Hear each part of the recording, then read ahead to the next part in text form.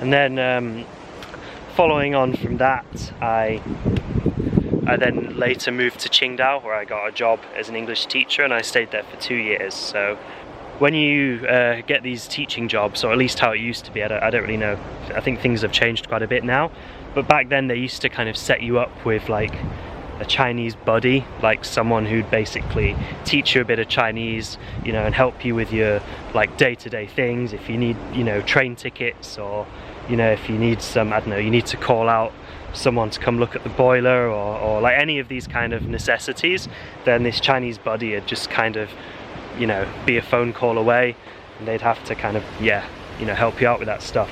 So my Chinese buddy then was a guy called Eric, and he was a student at the Qingdao Agricultural University, and he told me he was really into martial arts as well, and he told me that he'd met this, and this is like pretty much the words that he used, a teacher who only teaches the most effective methods for fighting. So I was pretty curious, and I wanted to see what this guy was about, so I went along with him early one morning. It was like 6 o'clock in the morning, and so he was this like old guy in his 60s, I guess, and he was basically a janitor on the campus. And yeah, so he would have this little class early in the mornings where he'd teach a bunch of students, and he was doing it for free. It was just a little thing because it was just his passion, you know. It wasn't like making a business out of it. And turned out that he was actually from Huoyuanjia's home village in Tianjin, just outside Tianjin, and he was a practitioner of Mizongquan, which also is the same style that Huoyuanjia used to practice.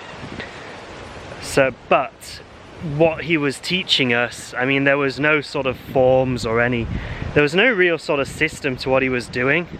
I mean, you say like the most effective techniques for fighting, it was really just sort of solo movements that he'd taken out of random forms, you know, like a move here, a move there, and there was, you know, stuff like, I mean, it's very typical stuff: 1 step, 3 punches, Chong Tian Pao, which is, you know, means a cannon up to heaven, so that's basically just an uppercut.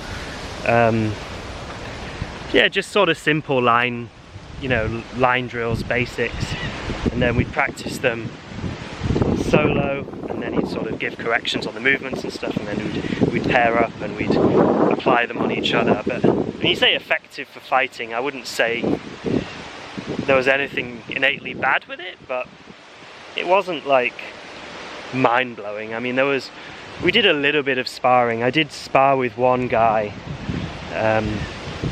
who was dressed in like army rags and said he was in the army, and said that he did mantis. Again, my Chinese still wasn't that good at this time, so, you know, the conversations were quite simple.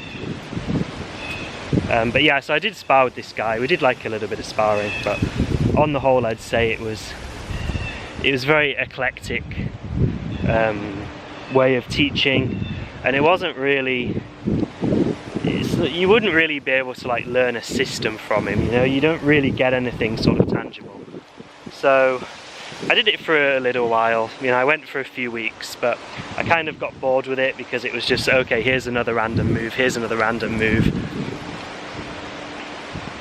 And but I wanted something systematic, you know. I wanted to learn like a proper system with basics and forms and drills, and, you know, I wanted something like that I could understand.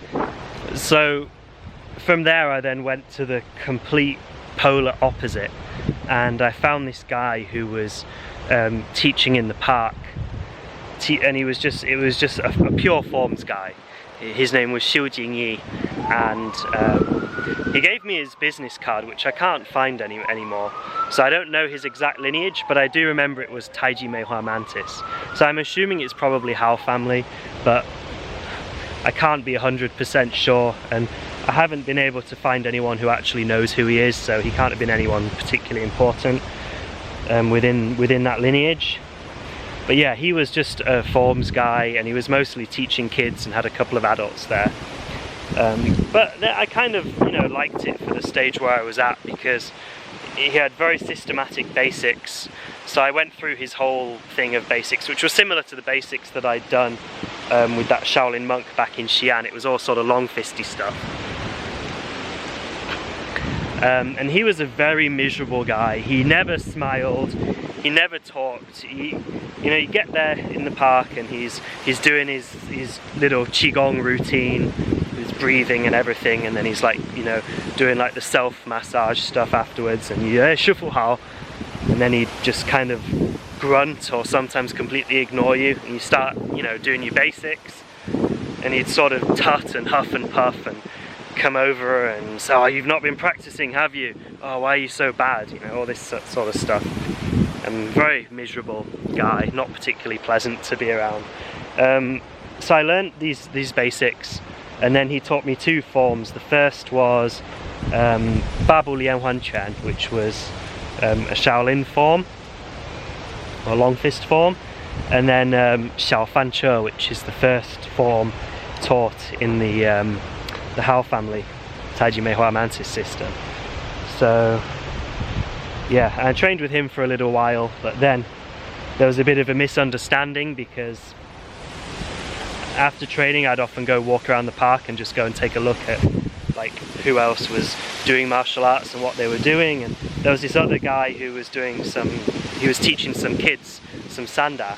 So I just went up, had a little bit of a chat with him, and he like invited me to, you know, punch the pads a little bit, and we chatted, and I was, you know, doing a little bit of pad work, just kind of messing around.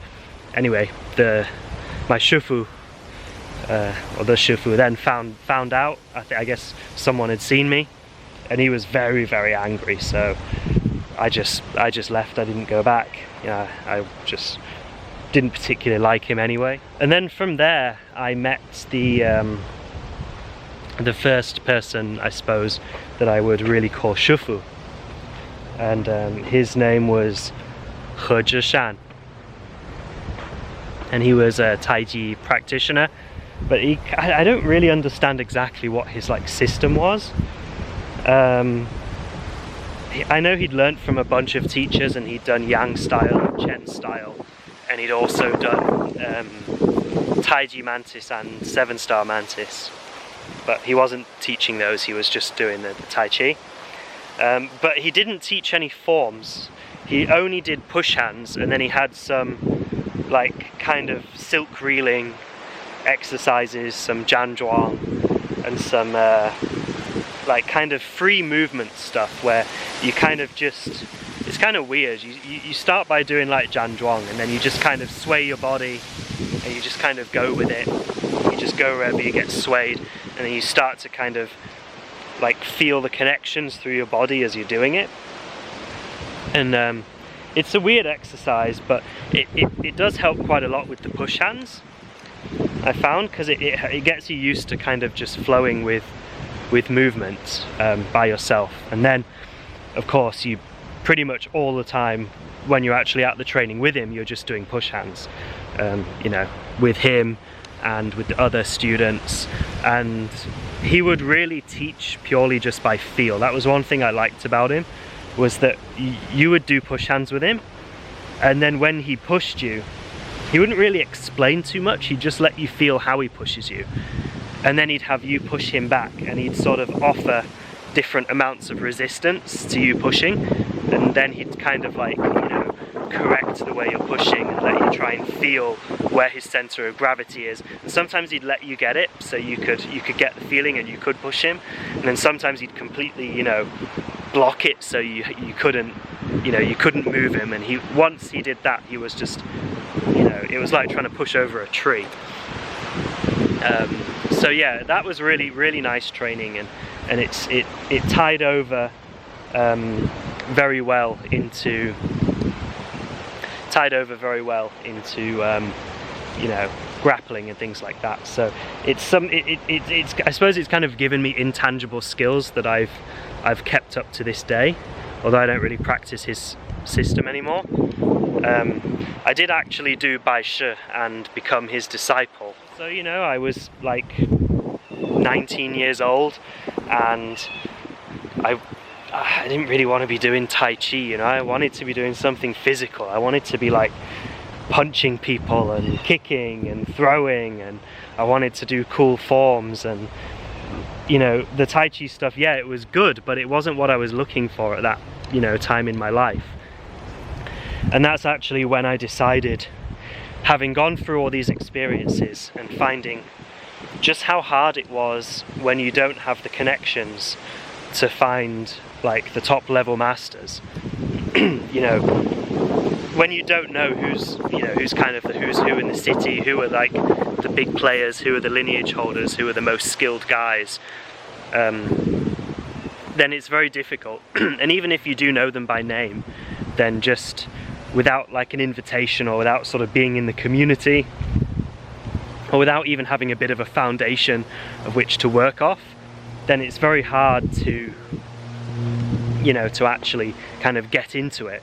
So with all that in mind, that's why I decided to go to Qingdao.